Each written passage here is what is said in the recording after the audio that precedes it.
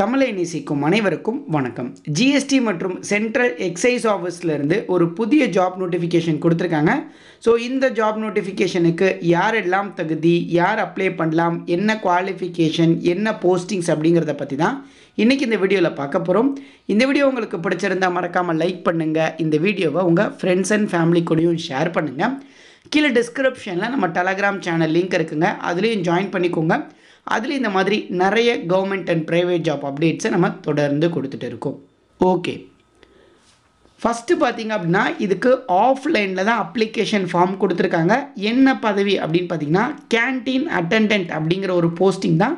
போஸ்டிங்கை பொறுத்தளவுக்கு உங்களுக்கு கோயம்புத்தூரில் இருக்கும்னு சொல்லியிருக்காங்க. இதில் பார்த்தீங்கன்னா ஃபஸ்ட்டு ஃபோட்டோ ஓட்ட சொல்லியிருக்காங்க. அதனால் இந்த இடத்துல உங்களோட பாஸ்போர்ட் சைஸ் ஃபோட்டோ ஓட்டிட்டு ஃபோட்டோவில் பாதி பேப்பரில் பாதி வர்ற மாதிரி உங்களோட கையெழுத்தை இப்படி போட்டு விட்டுறணும். ஸோ கையெழுத்தை பொறுத்தளவுக்கு ஃபோட்டோவில் பாதி பேப்பரில் பாதி இருக்கணும். அடுத்து உங்களோட நேம் கேட்டிருக்காங்க. உங்கள் 10th மார்க் ஷீட்டில் இருக்கிற மாதிரி உங்கள் நேமை கொடுத்துக்கோங்க.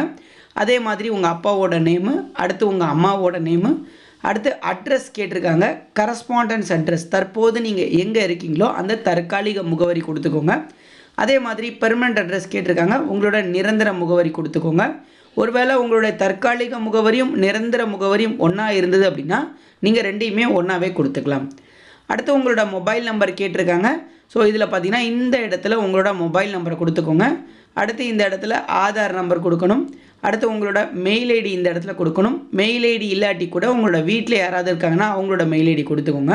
அடுத்து உங்களோட டேட் ஆஃப் பர்த் கேட்குறாங்க. இதுவுமே 10th மார்க் ஷீட்டில் இருக்கிற மாதிரி கொடுத்துக்கோங்க. இப்போது இந்த இடத்துல இன் வேர்ட்ஸ் அப்படின்னு கொடுத்துருக்காங்க இல்லையா. இப்போ உங்களோட பர்த் டேட் வந்து பார்த்திங்கன்னா டேட் வந்து 03, மந்த் வந்து 06. இப்போ எடுத்துக்காட்டாக ஒரு டேட் ஆஃப் பர்த் போகிறேன் பாருங்கள். ஸோ இதுதான் உங்கள் டேட் ஆஃப் பர்த்னு வச்சுக்கோங்க.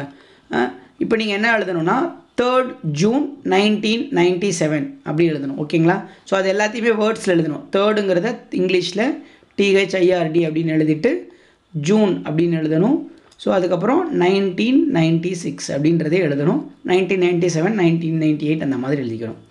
அடுத்து ஏஜ் கேட்டிருக்காங்க. ஏஜை பொறுத்தளவுக்கு எத்தனை வயசு அப்படின்னு கொடுத்துக்கோங்க. எத்தனை வயசு, எத்தனை மாதம், எத்தனை தேதி நீங்கள் பிறந்தாச்சுன்னு கேட்டிருக்காங்க. இதுக்கு வந்து கூகுளில் ஏஜ் கால்குலேட்டர் அப்படின்னு ஒரு ஆப் இருக்குது.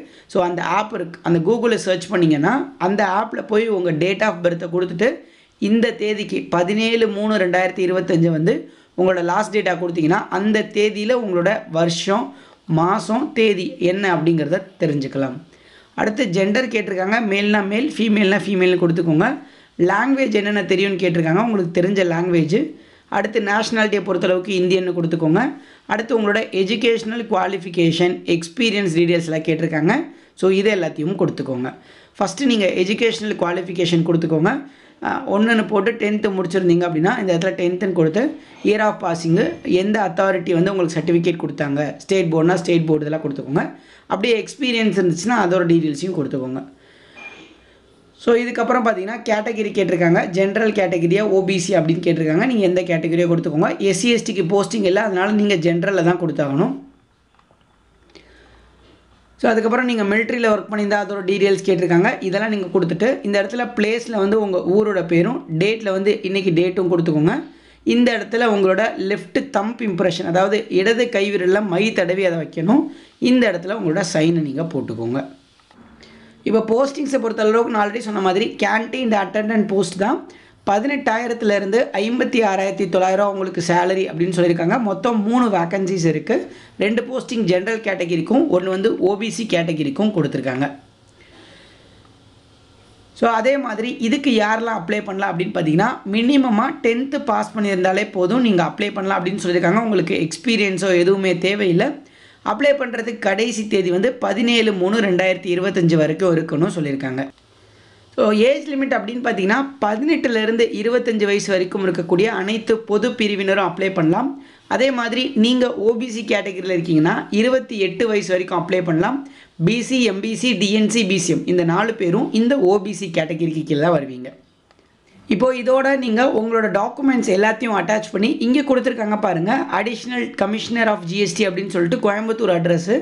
இந்த அட்ரஸ்க்கு நீங்கள் ஸ்பீட் போஸ்ட் அல்லது ரெஜிஸ்டர் போஸ்ட் மூலமாக அனுப்பலாம் அப்படின்னு சொல்லியிருக்காங்க. ஹால் டிக்கெட் வந்து உங்களுக்கு ஸ்பீட் போஸ்ட் மூலமாக வரும் அப்படிங்கிறதையும் அவங்க மென்ஷன் பண்ணியிருக்காங்க. ஸோ செலெக்ஷனை பொறுத்தளவுக்கு ஒரு ரிட்டன் டெஸ்ட் இருக்குங்க. ரிட்டன் டெஸ்ட் வச்சு தான் செலக்ட் பண்ணுறாங்க. ரிட்டன் டெஸ்ட்டுக்கான ஹால் டிக்கெட் தான் அந்த ஸ்பீட் போஸ்ட்டில் வரும்.